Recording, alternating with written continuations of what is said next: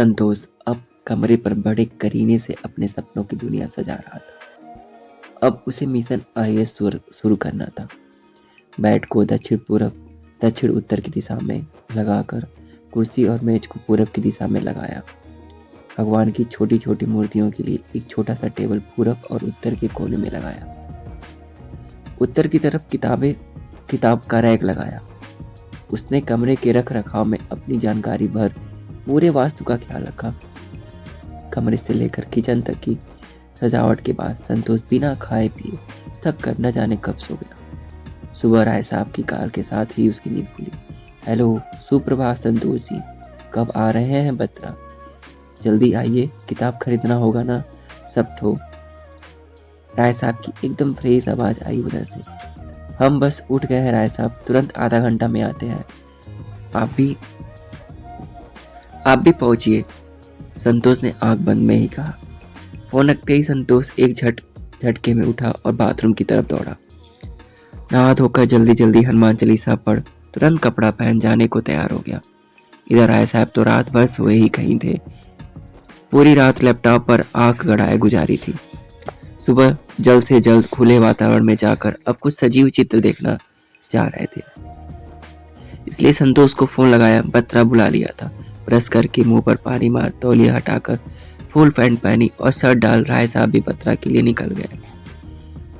बत्रा पहुंच संतोष ने राय साहब को कॉल लगाया। राय साहब तो जूस पीकर बस स्टॉप वाली सीट पर बैठे संतोष का इंतजार कर रहे थे। संतोष को वहीं बुला दोनों किताबों की दुकान की तरफ चले। दुकान पहुंचते ही राय साहब ने संतोष को पीछा किया और अपने पर्स से एक पुर्जा निकाला।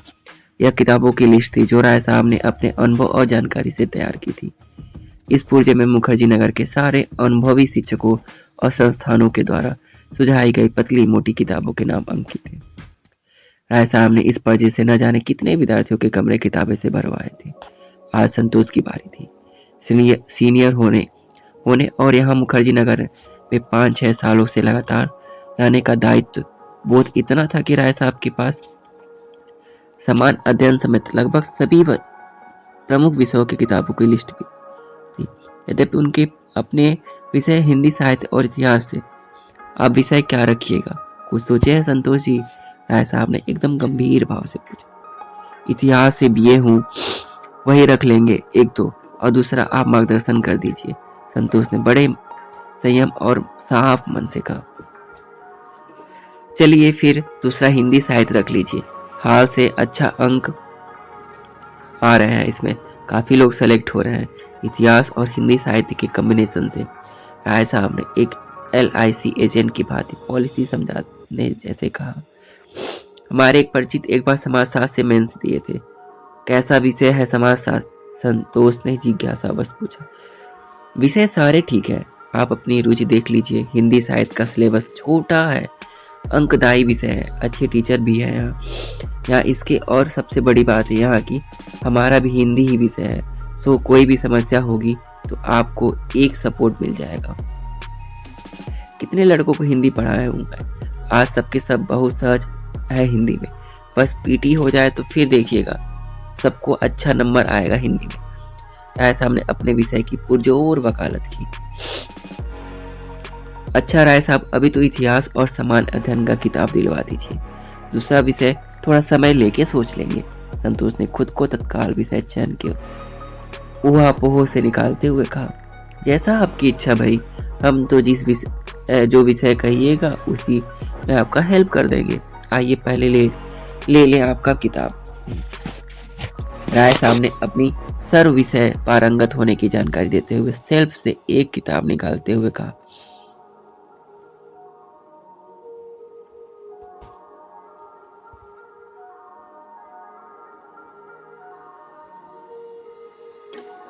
राय साहब एक के बाद एक रंग बिरंगी हर साइज की कई किताबें चुन चुन कर साइड में रखे जा रहे थे। किताबों का चयन बड़ी निर्ममता से बिना मूल्य देखे करते जा रहे थे। सबसे पहले तो 30 से अधिक किताब कक्षा 6 से कक्षा 12 तक की NCERT के अलग कर रख दिए थे। उसके बाद अन्य किताबें और साथ में इंडिया ईयर बुक के साथ 4 पत्रिकाएं थी। संतोष चुपचाप राय साहब के द्वारा दी जा रही किताबों का ढेर लगाया जा रहा था। उधर दुकानदार एक तरफ से कैलकुलेटर पर खटकुर कुर करके मूल्य अंकित किया जा रहा था। संतोष ने देखा अब तक 2200 रुपए से अधिक की किताबें जमा हो गई थी और उधर राय साहब की नजर निष्ठुर भाव से और भी किताबें ढूंढे रही थी। संतोष कुछ ना नुकुर भी नहीं कर सकता था। जरा सी ना उसे तैयारी के प्रति अगंभीर साबित कर सकती थी। किताबें खोजते खोजते जब राय साहब पसीने से तर बतर हो गए तब उन्होंने कहा, आज बस इतना ही रहने देते हैं। ठीक है, इसको पैक करवा दीजिए, संतोष ने एक लंबी सांस लेते हुए कहा। संतोष ने 500 के 6 नोट निकाले, दुकानदार को दिए। कुल 2730 रुपए मात्र का बिल बना। सारी किताबों को एक बड़े कार्टन में पैक कर बांध दिया गया। संतोष को अब जाकर अचानक मनोहर का ख्याल आया। सोचा अगर थोड़ी देर पहले बुला लेते तो शायद यह कार्टन थोड़ा हल्का भी हो सकता था। उसने मनोहर को फोन लगाया। मनोहर भी तैयार बैठा था। ओहो, हमारे आने से पहले ही आप लोग बियर का कार्टन खरीद लिए कार आए साहब। मनोहर ने आते ही कार्टन देख कहा, वाह मनोहर जी, जाकी रही भावना जैसी प्रभु मुहूर्त देखी तीन तैसी। राय साहब ने मेरा अवसर गवाए कहा, बियर नहीं राय साहब, राय साहब की लिस्ट से किताबें खरीदे हैं। संतोष ने हंसी और दर्द की मिक्स भाव से कहा। मनोहर एक पल के लिए छिपा पर उसने तुरंत पलटवार करते हुए राय साहब की तरफ देखा। क्या बात है राय साहब, आंख बड़ा लाल लाल लग रहा है, रात भर जगे है क्या? मनोहर ने मुस्कुराते हुए कहा। हाँ, थोड़ा लेट सोए थे, राय साहब ने बिना कोई भाव चेहरे पर लाए कहा। रात भर खूब बढ़िया लगता है, मनोहर ने व्यंग में कहा। संतोष समझ चुका था कि अब बात सीडी और फिल्म पर जा सकती है और मामला फिर आदर्श और नैतिकता जैसे महान मुद्दों की तरह मुड़ सकता है। राय साहब आहत भी हो सकते हैं। आज शाम संतोष का कमरा लेकर सेट होने की पार्टी थी, सो वह इस उत्सव में कोई खटपट नहीं चाहता था। महाराज शाम के लिए क्या क्या लेना है, जल्दी बोलिए, संतोष ने बीच में टोकते हुए कहा। आप भेजे हैं कि नॉन वेज है, ये बताइए, मनोहर ने संतोष से सवाल किया। हम तो शाकाहारी है मनोहर जी, संतोष ने कहा। चलिए फिर बस आधा किलो ही चिकन लेते हैं और आधा किलो पनीर ले लेते हैं, आपके और गुरु भाई के लिए, वो भी शाकाहारी है, मनोहर ने संतोष से कहा। हम भी चिकन कम ही खाएंगे भाई, राय साहब ने कहा। ठीक है, आप दरुआ तब पीजिएगा ना, बता दीजिए, उसी हिसाब से लेना होगा। आदर्श मत पेलिए, अभी रात को घट जाएगा तब मूड खराब हो जाएगा, पूरा बता देते हैं, मनोहर ने पूरा चिढ़ते हुए कहा। आप अपने मन से ले लीजिए जितना लेना है, दारू सड़ता नहीं है समझे आप, एक बोतल ज्यादा ले ही लीजिएगा तो आप और गुरु भाई के रहते दारू बर्बाद नहीं हो जाएगा, मनोहर जी, राय साहब ने एक सांस में कह दिया। राय साहब ने एकदम किसी मजे हुए वैश्विक नेता की बात बिल्कुल कूटनीतिक भाषा में बोलते हुए अपनी स्वीकृति दे दी थी। वे भी नहीं चाहते थे कि रात को अगर पीने की जोरदार इच्छा हो गई तो दारू घट जाए। वैसे भी अब वे संतोष के सामने धीरे धीरे खुलने ही लगे थे। उन्हें यह भी लग रहा था कि मनोहर ने तो उनके कई कारनामों के बारे में बताया ही होगा संतोष को, और अब संतोष भी गुरु के ही फ्लैट में है, सो वहाँ भी कभी कभी चर्चा निकल ही पड़ेगी। इससे अच्छा है कि ज्यादा आदर्श की जगह थोड़ा प्रासंगिक दिखकर अपना प्रभाव बनाए रखे। पनीर, चिकन, नमकीन, चिप्स आदि के साथ तेल, मसाला और सलाद की आइटम खरीद सारा सामान दे संतोष को ऑटो पर बिठा दिया राय साहब ने और विदा ले ली। अब शाम को आते हैं, चले थोड़ा दिन में कुछ करंट के टॉपिक का नोट्स बनाना है, राय साहब ने चलते चलते तैयारी बम पटक दिया। मनोहर जी आप कब आएंगे, संतोष ने पूछा। हम भी आते हैं शाम में, अभी तो आप बुलाए हैं तो आ गए हैं, एक मित्र को समय दिए हैं, अभी मिलकर 5 बजे तक पहुंच जाएंगे। ये बियर वाला कार्टन और दारू वाला बोतल थोड़ा ठीक से ले जाइएगा, मनोहर ने ध्यान दिलाते हुए कहा। जाते जाते ऑटो वाले को 50 रुपए का नोट निकालकर मनोहर ने अपनी ओर से दे दिया। अरे ये क्या कर रहे हैं मनोहर भाई, संतोष ने हाथ पकड़ते हुए कहा। रहने दीजिए, कोई औपचारिकता थोड़े है, आप इतना खर्च कर रहे हैं। कहाँ रोके, अब चेंज था सो दे दिए, प्लीज। हाँ, अच्छे से पकड़े रखिएगा, एक कांच है, देखिएगा थोड़ा, मनोहर ने हाथ हिलाते हुए कहा। ऑटो चल दिया।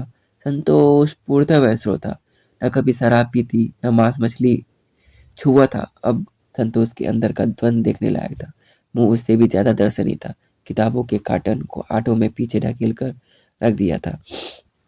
बियर और दारू भरे कार्टन को गोद में लिया बैठा था, कहीं कांच फूट न जाए। दिल्ली आने का मूल उद्देश्य अनजाने में ही पीछे हो गया। दाहिने हाथ में पनीर सलाद का सामान और तेल मसाला चुलाए हुए था, बाएं में चिकन की काली पॉलिथीन। चिकन हाथ में उसे ऐसा महसूस हो रहा था कि जैसे किसी की लाश के टुकड़े टुकड़े करके ले जा रहा हो। दोनों जांघों के बीच रखे बियर, दारू भरे कार्टन और हाथ में चिकन की पॉलिथीन उसके शरीर में अजीब सी सिहरन पैदा कर रहे थे। उसे अचानक 10 साल पहले का अपने नए बने घर का गृह प्रवेश याद आया कि किस तरह भयंकर पूजा पाठ और मंत्रोच्चारण के बीच गौ माता के साथ प्रवेश किया था। उसके माता पिता ने घर में आज संतोष का दिल्ली में अपने कमरे में प्रवेश का ये दिन था। दारू, मुर्गा, बियर, यही सब सोचे जा रहा था संतोष। फिर संतोष मन ही मन अपने समर्थन में तर्क गढ़ने लगा। अपने खुद को समझाया कि यह दिल्ली है और हम सिविल की तैयारी करने वाले छात्र हैं। हमारा धर्म पढ़ना है, न कि हिंदू या मुस्लिम या ईसाई। ये कर्म कांड और पाखंड नहीं तो बेड़ा गर्क किया है। क्या खाने और पीने से कुछ होता है? बस मन साफ होना चाहिए। ऊपर से मैं तो मांस खाता या शराब पीता भी तो नहीं हूँ। दूसरों को खुशी देना सबसे बड़ा धर्म है, और मैं अगर चिकन खिलाकर, दारू पिलाकर तीनों लोगों को खुश कर रहा हूँ तो तो यही तो मानव सेवा है, धर्म है। संतोष अब संतोष तब तक कमरे पर पहुंच चुका था। मन में द्वंद जारी था। सोचा गुरु से शेयर करूं, पर फिर सोचा अभी पहल इस तरह की पिछड़ेपन की बात कर शर्मिंदा होने से क्या फायदा। दारू पीकर और मांस खाकर भी तो राय साहब ने मेंस दिया है। बारी पियक्कड़ गुरु ने भी इंटरव्यू दिया है। यह सब चलते रहा संतोष के मन में। आखिरकार संतोष ने मन को खूब दृढ़ किया और तय किया कि पार्टी खत्म होते ही कमरे को धो पोंछ लेगा और गंगा जल के छींटे मार अगरबत्ती जलाकर पवित्र कर लेगा। फिर आगे से रू पर मांस दारू से परहेज रखेगा। अरे वाह, इतना इंतजाम, भव्य आयोजन है क्या संतोष जी? आज सीढ़ियों पर चढ़ने संतोष पर नजर पड़ते ही गुरु ने कहा। अरे नहीं गुरु भाई, आप ही सबके लिए इंतजाम है, संतोष ने हंसते हंसते कहा। चलिए हम आते हैं ऊपर अभी, गुरु ने कहा। गुरु कुछ मिनट के बाद ऊपर पहले तले पर संतोष के कमरे पर पहुंचा। उसकी नजर भी दोनों कार्टन पर पड़ी। संतोष ने बताया कि एक में सोमरस और दूसरे में ज्ञान रस यानी किताबें हैं। गुरु के आते ही संतोष ने बियर की एक बोतल खोली और गुरु की तरफ बढ़ा दी। संतोष के जीवन में यह पहला मौका था जब उसने बियर को बोतल खोली, और इससे पहले कोका कोला या स्लाइस की बोतल भी दुकानदार ने ही खोल कर दी थी। अभ्यास न होने के कारण बियर खोलते वक्त थोड़ी सी छलक कर शर्ट पर भी लग गई। मतलब स्वतः ही बियर छिड़कते एक सिविल भर्ती के रूप में शुभारंभ हो गया था संतोष का। अजब महकता है गुरु भाई, आप लोग को इसका स्वाद बड़ा अच्छा लगता है ना? संतोष ने नाक मुंह सिकोड़ते हुए मगर चेहरे पर मुस्कुराहट बनाते हुए रखते हुए कहा। लोग कभी पिए नहीं हो का भाई? गुरु ने अचरज से कहा। आप पीने का कहते हैं, हम कभी हाथ भी नहीं लगाए। आज हाथ टांग दोनों और सीधा पोछे गोदी में भर के लाए हैं बियर और दारू। संतोष ने हंसते हुए किया। सुनकर गुरु को लगा कि कटकी हुई बियर बाहर उगल दे। उसे समझ में नहीं आ रहा था कि वह संतोष की इस बलिदानी दिलेर मेजबानी पर गर्व करे या उसकी बेवकूफी पर अफसोस करे। खुद के लिए भी शर्मिंदा महसूस कर रहा था। गुरु ने तुरंत दूसरा वाजिब सवाल दागा। मांस मछली खाते हो? नहीं गुरु भाई, हम लोग एकदम वैष्णव परिवार हैं। दारू पीते नहीं है तो मांस खाते नहीं है, तो ये सब तामझाम काहे के लिए कर लिए हो भाई? अब वो राय साहब और मनोहर की इच्छा थी, आप भी थे, सोचा एक पार्टी हो जाए, फिर तो जम के पढ़ना ही है। संतोष ने कहा। ये साले चूतिए राय और मनोहर जिसे तिसे फंसाते रहते हैं। या तुम अभी अभी आए हो, तुरंत रफ्तार पकड़ लिए। हटाओ यार ये सब। खुद को इतना भी गीला न रखो कि कोई जैसा चाहे आकर दे दे। व्यक्तित्व का लचीला होना और गीला होना दोनों अलग अलग बातें हैं मित्र, गुरु ने बियर की बोतल खाली करते हुए कहा। व्यक्तित्व का लचीला होना और गीला होना दोनों अलग अलग बातें हैं। अपराध बोध के बावजूद भी उसने इसको अपने बियर पीने की गति में कोई बाधा नहीं बनने दिया, क्योंकि वह जानता था बियर के निर्बाध अंदर जाने पर ही अच्छे विचार ऊपर आएंगे। गुरु ने बियर वाली कार्टन अपने कमरे पर रखवा दी और एक मित्र को फोन करके चिकन वहां बनवाने की व्यवस्था करा दी। खाना पीना गुरु के ही रूम पर होना तय हो गया। यद्यपि गुरु भी शाकाहारी था, पर वह संतोष की असहजता को समझ गया था।